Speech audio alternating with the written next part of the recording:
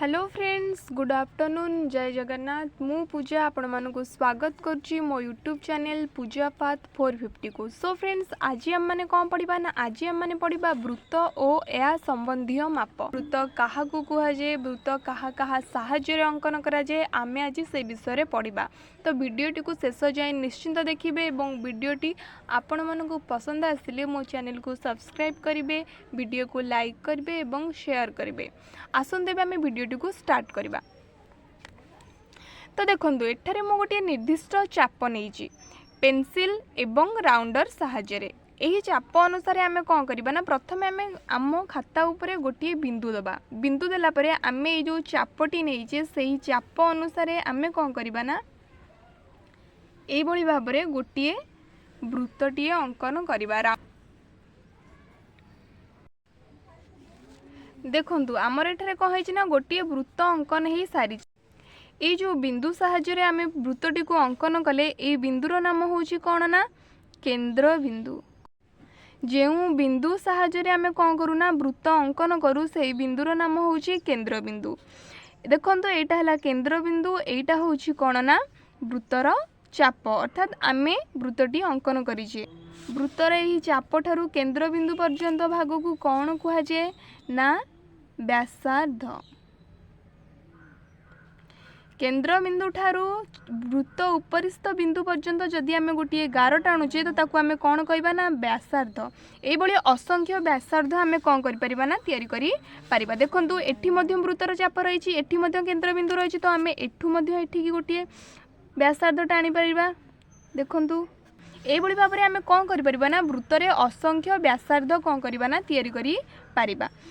ए तो गला वृत्तर केंद्र बिंदु ठारू वृत्त उपरिस्थ बिंदु पर्यंत अंश को आम व्यासार्ध कहबा, किंतु वृत्त उपरिस्थ बिंदु ठारू पुणी से वृत्त उपरिस्थ बिंदु पर्यंत अंश को आम कौन कहबा, गोटे वृत्त उपरिस्थ बिंदु, एठी मध्य रहिला गोटे वृत्त उपरिस्थ बिंदु। तो ए वृत्त उपरिस्थ बिंदु रु ए वृत्त उपरिस्थ बिंदु पर्यंत स्थान को आम कौन कहबा, जदि आम गोटे गार टाणुचे एठू ए जाए, तो आम एठू ए पर्यंत स्थान को आम कौन कहबा ना, आम व्यास बोली कहबा। अर्थात वृत्तर केंद्र बिंदु वृत्त को कौन करे ना, समान दुई भाग में विभक्त करे, कारण सेटा हूँ वृत्तर केंद्र बिंदु समान दुई भाग में विभक्त करे। तेणु केंद्र बिंदु ठारू वृत्त उपरिस्थ बिंदु को आम कौन कहबा ना, व्यासार्ध। एवं जदि आम वृत्त उपरिस्थ बिंदु वृत्त उपरिस्थ बिंदु को गोटे गार टाणुचे तो सेटा को आम कहबा व्यास। अर्थात व्यासार्ध होउछि व्यासर दुई गुण, व्यासर दुई गुण। एबे जानी पारिले एटा होउछि केंद्र बिंदु, केंद्र बिंदु ठारू वृत्त उपरिस्थ बिंदु को व्यासार्ध कुहा जाए। वृत्त उपरिस्थ बिंदु रो वृत्त उपरिस्थ बिंदु पर्यंत गोटे गार टाणिले ताको आमे व्यास बोली कहू। एथर व्यास कहा को कुहा जाए, व्यासार्ध कहा को कुहा जाए, केंद्र बिंदु कहा कुहा जाए, आम माने जानि पारिले। एबे आमे वृत्त संबंधी कोन करबा ना, गणित आरंभ करबा। तो फ्रेंड्स देखंतु एबे आम माने कौन करबा ना, वृत्त संबंधी केतेटा गणित आम माने करबा। देखंतु एठी 5टी प्रश्न दिया जायछि एवं एठारे गोटे वृत्त अंकन करा जायछि। एई वृत्त को नेकी आम माने कौन करबा ना, एई 5टी प्रश्नर उत्तर बाहर करबा। देखंतु एठारे गोटे वृत्त निया जायछि एवं गोटे केंद्र बिंदु निया जायछि जार नाम ख दिया जायछि एवं दुई पाखरे दुईटी बिंदु निया जायछि। वृत्त उपरिस्थ बिंदु गोटिकर नाम क एवं गोटिकर नाम ग। मोटामोटी भाव में देखा गले ख हेउछि यार केंद्र बिंदु, क ख हेउछि गोटे व्यासार्ध एवं ख ग हेउछि आउ गोटे व्यासार्ध। अर्थात यही वृत्त रे आमे कोन करछि ना, दुईटी व्यासार्ध अंकन करिछि। कहिबाकू गले आमे गोटे व्यास एवं गोटे केंद्र बिंदु नै दुईटी व्यासार्ध अंकन करिछि। आसंतु एबे आम माने कोन करबा ना, प्रश्नर उत्तर देबा। क नंबर प्रश्न देखंतु, वृत्तर केंद्र बिंदुर नाम कौन। वृत्तर केंद्र बिंदु को लेकिन आम वृत्तटी अंकन कले, जहाँ को लेकिन आम वृत्तटी अंकन करूँ तार ना होउछि केंद्र बिंदु। केंद्र बिंदु एठारे किए ना, एठारे वृत्तर केंद्र बिंदु होउछि ख। तो एठी आम उत्तर लिखिबा ख। ख नंबर प्रश्न, एही वृत्तरे अंका जाइथिबा व्यासार्धर नाम कौन। एही वृत्तरे अंका जाइथिबा व्यासार्धर नाम कौन। तो वृत्तर केतोटी व्यासार्ध रही, मु सब बेले कही वृत्तर व्यास को वृत्तर केंद्र बिंदु कौन करे ना, समान दुई भाग में विभक्त करे।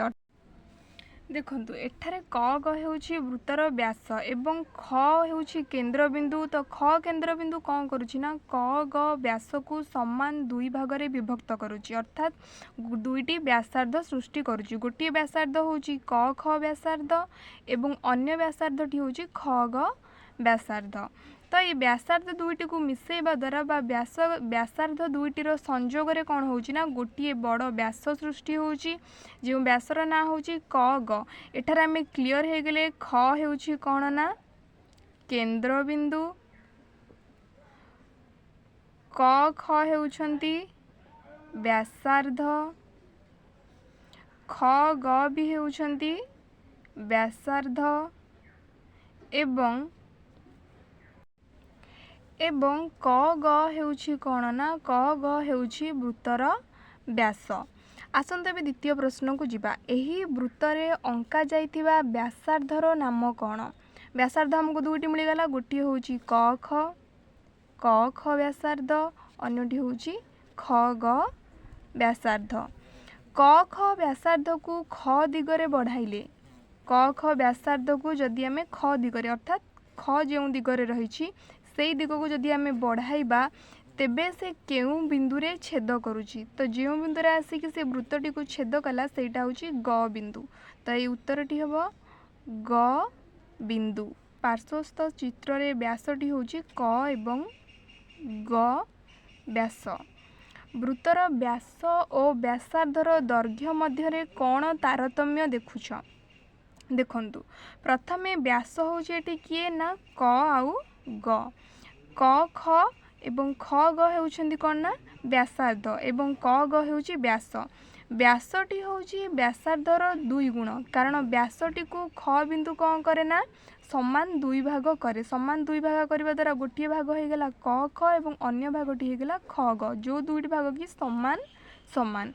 तेणु व्यास हेउछि व्यास समान व्यासार्धर दुई गुण बा व्यासार्ध गुणन व्यासार्ध।